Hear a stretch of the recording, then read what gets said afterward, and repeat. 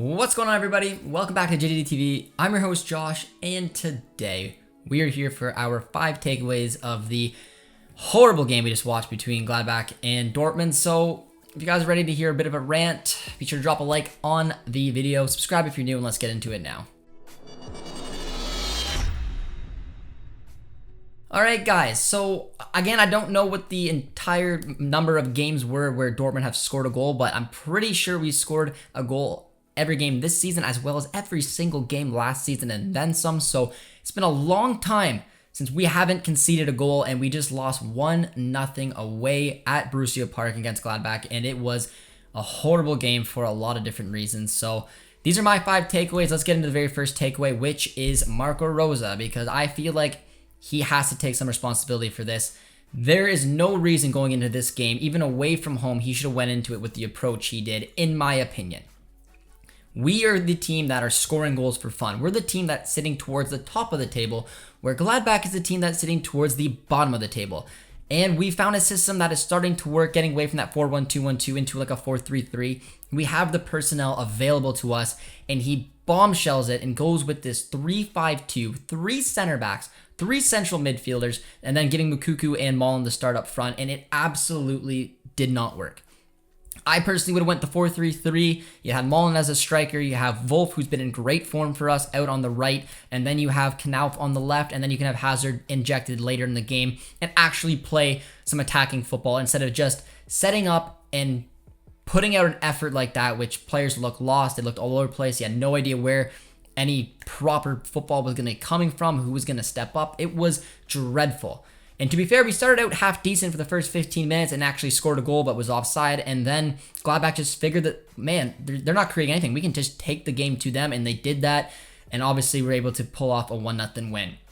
My second takeaway is going to be Malen and Mukuku. And when we saw that Royce and Holland weren't going to be in the game, I mean, it sucked, but I mean, that's part of the reason I wanted to see still a 4-3-3. Play with what you know and use it to your advantage, but instead, they went with the 2 strikers up front. Mukuku and Malen were simply poor today. They were not involved in the game. Maybe you want to put a little bit of that on that we had no creativity in the midfield, that the wing backs, Meunier and Guerrero, weren't getting good service, or just the fact that they look lost and weren't able to find anything. I'm not sure. It's probably a combination of everything, but these players need to step up. Holland is not going to be able to play every single game. Malen was half the reason we brought you in. I know that he looks more comfortable playing out on the wing right now than he does as a striker, and he looks lost, and a lot of these words are going around like bust and flop, and I still think it's a little too early to say that, but he has to find a good performance sooner rather than later, and this was an opportunity for him to do so, and he really missed it. And Mukuku as well. A lot of people are saying that when Holland leaves, Mukuku was our guy. Where's the evidence to show that? He's still very young.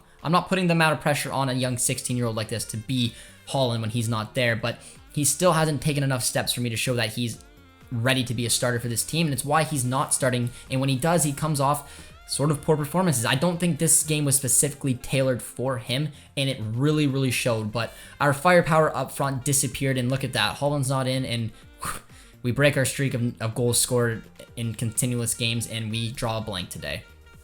We're going to go on now to my third takeaway. My third takeaway is going to be Dahoud, and we have to talk about it. Dahoud has had a very poor start to the season, and he's one of my favorite players on this team. He's my guy. You guys know that. He was sensational for last season, but ever since the season started, I don't know what it is. It seems like he maybe just got too confident, too comfortable. His touches on the ball have been sloppy and a little nonchalant. He's given the ball away numerous amount of times, and he even did it earlier on in the game, which he ended up getting the first yellow card. He had a poor touch. He got stripped of the ball. He then took a foul, which was maybe was a needed foul, maybe it wasn't, but that all came from him. It led to a free kick. It could have been a good opportunity for Gladbach to score if they didn't. Hoffman had a poor free kick.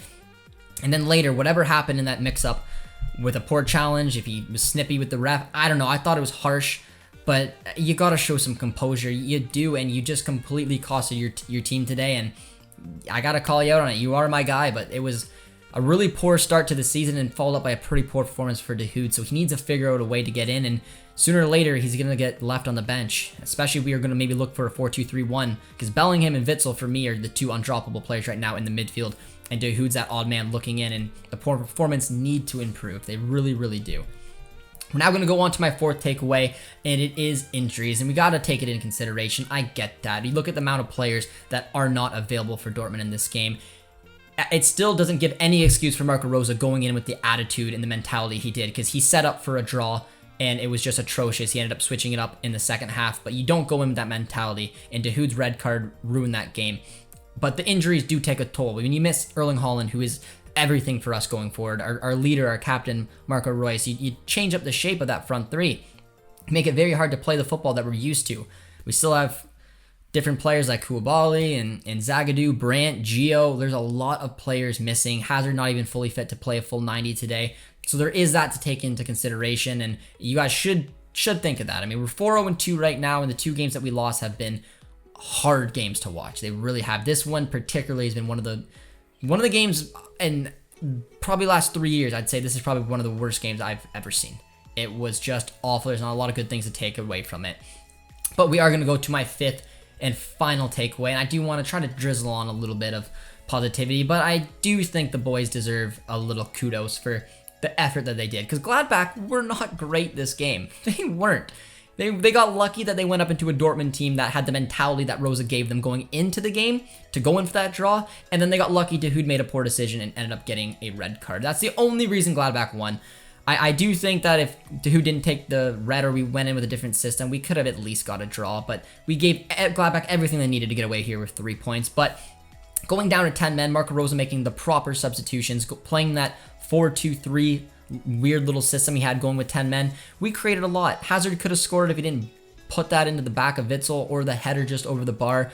We created chances. We did the best we possibly could playing with 10 men, knowing how Gladbach would frustrate us holding onto the ball. So I got to give credit to them, and as well as Marius Wolf. That's why I would have started him. He's been a positive player for us. Why not go with your 4-3-3, have Wolf, Knauf, and Malen at least show up like you're going to take 3 points? There's no reason you haven't, and I can maybe put that down to Rosa panicked without Haaland and Royce and said, I'm playing for a draw. But I will never know. That's all the analysis I can really take from it. It was a disappointing result. It was a terrible game to watch, and there was not a lot of positivity to take away. Let's just hope that we can get healthy ASAP, find a system that works, and bounce back. But for a team that should be competing for the top of the table with Bayern, we're already a good chunk of points behind them. I mean, they're 5-1-0, we're 4-0-2. It's not great 6 games in, but hopefully we'll bounce back, guys. So those were my 5 takeaways. I'm sure you guys are going to have more, so down below in the comments, let me know if you agree with my 5 takeaways. Let me know what other takeaways you took from the game, because I definitely didn't touch them on them all, because I'm having a feeling we're going to have some real discussion happening in this chat, guys. So I appreciate everyone tuning in for the watch along. It was a frustrating one, but it was a good one. And of course, if you guys are new to the channel and you're just tuning in, be sure to drop a like on this video, subscribe to our channel. Let's get to 6K, and we'll see you guys next time. Thanks, friends. Take care, and cheers.